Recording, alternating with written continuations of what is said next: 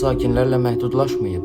Mövzu o qədər diqqət çəkib ki, müxtəlif tədqiqatçılar və hətta dövlət qurumları ərazilər araşdırmalar aparıblar. Lakin illərlə davam edən müşahidələrə baxmayaraq qəti nəticə əldə olunmayıb. Bəzi alimlər bunun təbii atmosfer hadisələri ilə əlaqəli ola biləcəyini düşünür. Digərləri isə şahid ifadələrinin sayının təsadüfən artıq olduğunu deyirlər.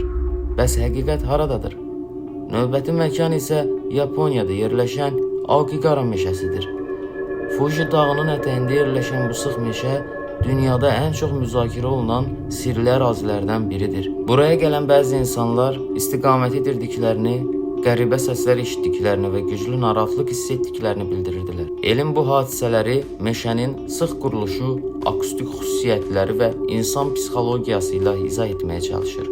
Lakin hər il ortaya çıxan yeni şahid ifadələri mübahisə